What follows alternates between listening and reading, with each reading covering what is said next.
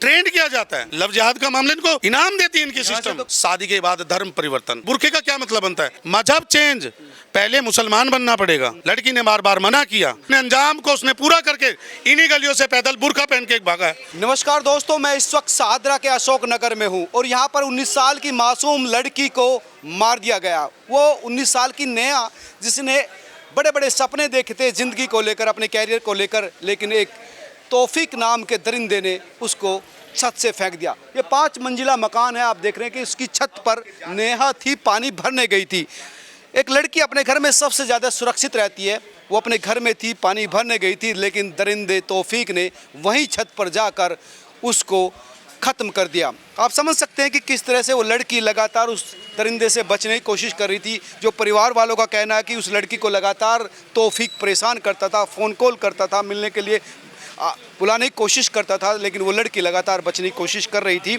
लेकिन तौफीक ने ज़बरदस्ती इस घर में एंट्री की। अब मैं आपको दिखा देता हूँ, ये छोटा सा घर है और यहाँ पर आप देखिए कि किस तरह से अभी ये परिवार बात नहीं कर रहा है, क्योंकि सुबह से बात करता करता थक गया है। आप बीती बताता बताता थक गया है।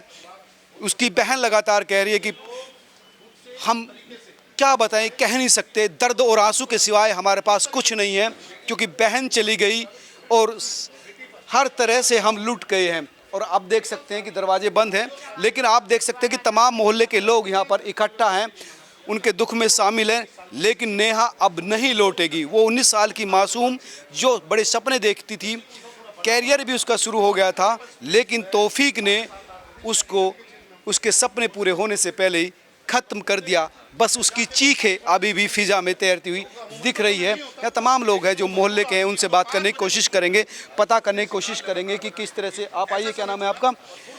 ये पड़ोसी हैं, क्या नाम है आपका? मेरा नाम योगेंद्र शर्मा है। शर्मा जी, क्या पूरा मामला क्या है, बताइए थोड़ा। मामला ये है कि करीबन उस लड़के का, तौफीक नाम के का 5-6 साल से आना जाना था इनके घर पे। जी। अच्छा, तो किस तरह से आना जाना था? देखो, ये तो यही लोग बता सकते हैं किस जगह किस तरीक़ा से आना जाना था, लेकिन 5 साल से तो हम यहाँ देख रहे हैं, यहाँ भी चौक पे भी खड़े हो जाते हैं। वो जैसे मतलब पल्लेदारी का काम करता था, यहाँ से खूब पानी की बोतल उसको सुबह शाम पीने के लिए दिए जाती थी। दिन में 10-10 बार भी दी जाती थी। अब तो ये लोग बता सकते हैं कि वो क्या। वो कह रहे हैं कि भाई बहन का रिश्ता था, राखी बंधवाता था। वो तो कह रहे, देखो हमने नहीं देखा कि भाई बहन थे ना, हम मान लेते हैं भाई बहन थे, लेकिन जो भी उसने करा उससे गलत करा उसने। ऐसा उसे नहीं करना चाहिए था उसे। तो बुर्का पहन के गया था वो छत पे कि कैसे? नहीं, ये तो किसी ने नहीं देखा, बुर्का पहन के गया है, लेकिन वो जब गया है तो जब यहाँ से भागा है तो वो बुर्का पहन के भागा हुआ है। अच्छा, हाँ, यहाँ लोगों ने देखा, लोगों ने भागता हुआ देखा। भागों देखता हुआ है, गली के लोगों ने देखा, इनके सामने बाहरों से वो टकराया, अभी सामने वाले ने पकड़ने की कोशिश भी करी है। अच्छा, पर भाग कर गया? हाँ, भाग करके गया वो। अच्छा। हाँ, मुँह पे मास्क भी लगा रखा था। अच्छा, यहाँ से भाग के गया था वो। यदि पूरी तरह से प्लान्ड होकर वो आया था, मास्क, बुर्खा, यानी वो पूरी तरह से नहीं, अगर वो बुर्का पैर के भी नहीं गया, अगर उतरा तो इसका मतलब है उसके मन में कुछ तो था, कुछ तो वो घटना को अंजाम देता, जिस हिसाब से वो भागा है वो। बुर्का भी था, मास्क भी था, भाग भी रहा था, और हाथ में चाकू भी ले रखा था, ऐसी बात नहीं उसने। अच्छा, चाकू भी था। हाँ, चाकू भी था। तो ये समझ सकते हैं कि वो कितनी प्रिपरेशन के साथ यहाँ से आया था। लड़की की हत्या के लिए वेपन उसके पास था, चाकू था, भागने के लिए बुर्का और मास्क था, यानी पूरी तैयारी के साथ वो आया था। और अभी तक तो उसकी तैयारी मुकम्मल है, क्योंकि वो पुलिस की गिरफ्त से बाहर है। क्योंकि पुलिस की टीम तो जब ही कल ही निकल गई, हालांकि पुलिस की इसमें कोई वो नहीं है बिल्कुल। पुलिस तो अपना पूरी तरीक़ा से काम कर रही है, और ऐसी टीमें आई हैं शायद यहाँ किसी ने इलाके में देखा भी नहीं होगा। पुलिस की तरफ से तो कोई दिक्कत रही नहीं है बिल्कुल भी। लेकिन जिस तरह से तौफीक ने इस घटना को अंजाम दिया, वो अपने आप में सचेत करने वाली बात है। वो सचेत करने वाली तो है, लेकिन तौफीक की बात पे क्यों जा रहा हो? खुद को भी सचेत होना पड़ेगा ना, खुद को सचेत होना पड़ेगा। अब जानबूझ करके आप 5-5, 6-6 साल से अपने घर के अंदर बुला रहे हो, थोड़ा बहुत तो समझ चाहिए आपको भी, है? लड़की की उम्र 19 साल, उसकी एक 30-35 साल, कुछ तो थोड़ा बहुत देखा जाएगा। ये तो दुगने के करीब अंतर था। शादीशुदा था कि ये नहीं कह सकते। मेरा मानना तो हो सकता है शादीशुदा हो। 30-35 साल का जो बताया जाता है, तो वो कुआरा तो होगा नहीं, कुआरा तो होगा नहीं, वो हो सकता शादीशुदा हो। शादीशुदा था। बहन और राखी का रिश्ता बताया जा रहा है कि वो था, लेकिन उसने रिश्ते को भी दगा देने की कोशिश की। परिवार का जो कहना है कि उसने उस लड़की से शादी करने का प्रपोजल रखा, लेकिन शादी का रिजेक्ट कर दिया, तो इसलिए वो उसने अटेम्प्ट टू मर्डर किया। हो सकता है लड़की अगर कुछ समय से अगर जो जॉब पे जा रही थी, हो सकता है उसके मन में प्लान चल रहा हो शादी करने का या भाग ले जाने का। अब लड़की ने हो सकता है विरोध करा हो इसका, ये भी हो सकता है, विरोध करा तो हो सकता है इसी बात पे उसने इस घटना को अंजाम दिया है। यही हो सकता है क्योंकि विरोध तो उसने किया, हाँ, विरोध मना तो उसने किया, बिल्कुल बिल्कुल तभी उसे को गुस्सा आया। और मना सिर्फ एक बार नहीं किया, कई बार किया होगा, तभी वो चाकू और बुर्का और मास्क लेकर आया। बिल्कुल बिल्कुल लड़की ने विरोध किया है, ऐसी बात नहीं है, क्योंकि सबने सुना भी है इस चीज़ को। अच्छा।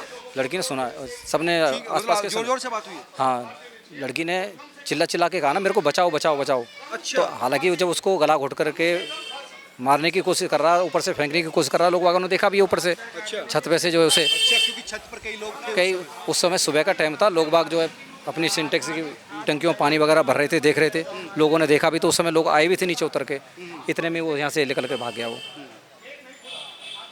तो आप समझ सकते हैं कि सुबह जो उस लड़की की थी, सिर्फ चीखें इस मोहल्ले में गूंज रही थी, लेकिन बचाने वाला कोई नहीं था। मारने के बाद तौफीक ने इस बिल्डिंग के पिछली तरफ उस बॉडी को फेंक दिया और यहाँ से भागकर चला गया। हालांकि कई लोगों ने कोशिश की थी कि उसको पकड़े, लेकिन उसके हाथ में चाकू भी था, बुरके से उसने अपने आप को छिपाया हुआ था मास्क से, और क्योंकि वो भाग गया तो इसलिए उसको पकड़ नहीं पाया। हालांकि पुलिस की कैसी कोशिश है कि जल्दी उसको गिरफ्तार किया। आप भी यहीं रहते हैं? नहीं, मैं इधर नहीं आता। क्या कहेंगे फिर?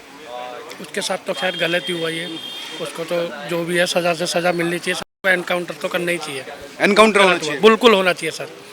उसके साथ गलत हुआ, लड़की के साथ, उस परिवार पूरा टूट गया भाई। जो लड़की ने बेचारी ने जॉब करा, सब कुछ करा, गलत हुआ उसके साथ सर, उसको सज़ा तो मिलनी चाहिए।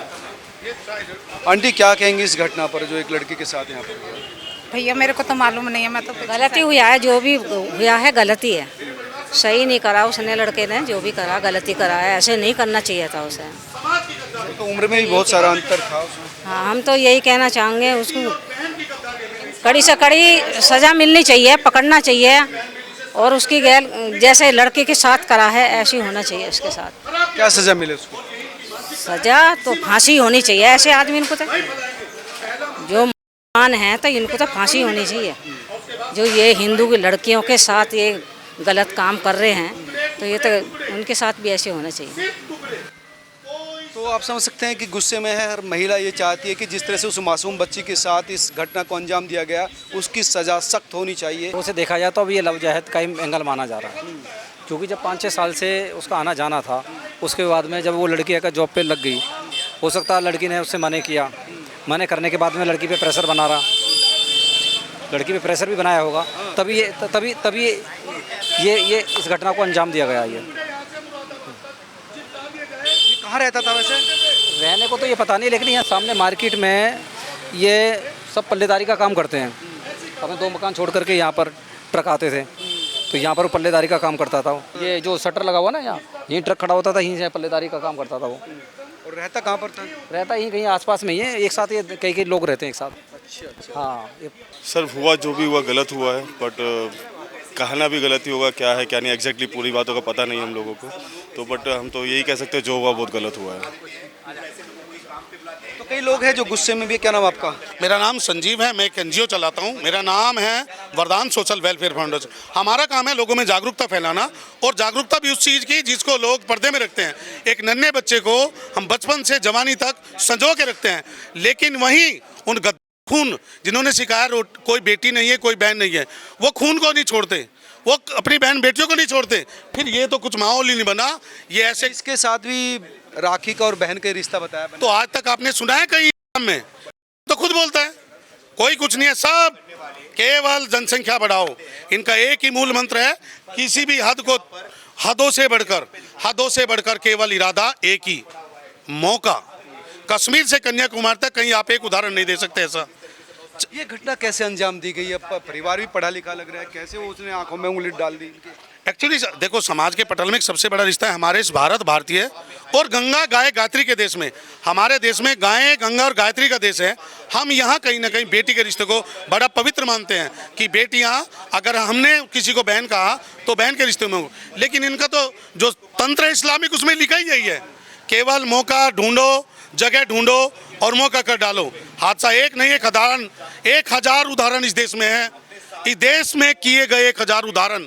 जो बेटी 19 साल की हो गई, कहीं जॉब करती थी, मैच्योरिटी स्केल बढ़ा।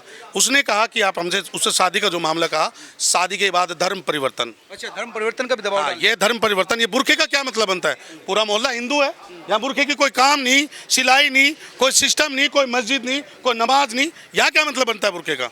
बुरखा पहन के केवल लव जिहाद का मामला, देश को तोड़ने का मामला, हिंदू बेटी के साथ जिस तरीके से अन्याय हुआ है, इसमें कम से कम 1000 परिवार रहता है, पर हर आदमी सोचता कि बहन कहने के बाद कहीं ना कहीं ये मानसिकता बच जाती है। लेकिन इन लोगों को सिखाया, ट्रेंड किया जाता है। लव जिहाद का मामला इनको इनाम देती है इनकी यहाँ से सिस्टम। तो खाना पीना रोटी वोटी सब कुछ उसको मिलती थी, तो उसके बाद भी उसका मतलब ये बिहेव रहा। घर से पानी का, रोटी का, बेटी का रिश्ता था। ये उनका टारगेट था। उन्होंने जैसे परिवार को चुना, कहीं ना कहीं भरोसे में लिया, और भरोसे में केवल डिमांड शादी की, और शादी में भी मजहब चेंज। पहले मुसलमान बनना पड़ेगा, लड़की ने बार बार मना किया। सुबह का ऐसा समय चुना जब सब लोग अमूमन शहर में सोते हैं, या देखो मोस्ट ऑफ लोग इस समय जगते नहीं, ऐसा समय चुना। वो तो मजदूर था, मजदूर तो दिहाड़ी के लिए सुबह उठी 5 बजे जाता है। एक मजदूर ने किस तरीके से रिहायशी इलाके में पहुंचता है, ऊपर 5वीं मंजिल पर पहुंचने के बाद आसपास के लोगों ने बताया, उसने बताया कि उसको लगातार पहले चुन्नी से गला दबाया, बेटी चिल्लाती रही, आवाज़ निकालती रही, लेकिन किसी ने, देखो सुबह का अमूमन समय होता भी ऐसा ही है। ये तो लड़की के पिता का भी कहना है कि मैंने खुद देखा, पहले गला दबाया और फिर बाद में पिछली तरफ फेंक दिया।